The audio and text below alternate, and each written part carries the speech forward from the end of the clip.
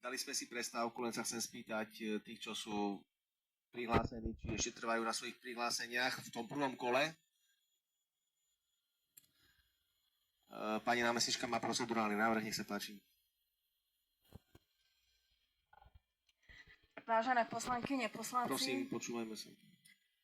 chcela by som sa vám veľmi pekne poďakovať za diskusiu, aj za vaše návrhy. Ja som pozorne počúvala, lebo je to téma, ktorá ma dlhodobo zaujíma. A myslím si, že je potrebná ešte nejaká diskusia, možno aj na takej úrovni, ako spomenul pán poslanec Geci, stretnúť sa s tými, hlavne s predkladateľmi jednotlivých pozmeňovacích návrhov, možno si povedať aj tie dopady jednotlivých návrhov, čo to prinesie pre mesto a do akej miery sa v dôsledku ktorého návrhu čo skutočne zreguluje.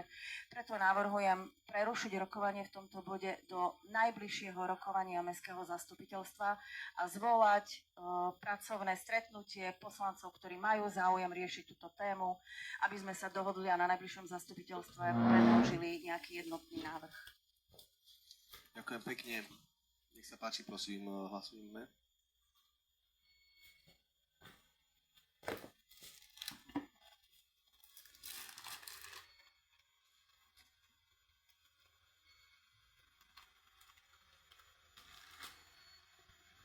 Za 24, proti 6, zdržali sa 2.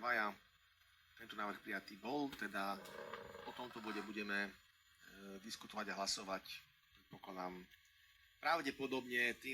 novembra, to je zatiaľ termín, ktorý je oficiálne vypísaný. To bol bod číslo 37.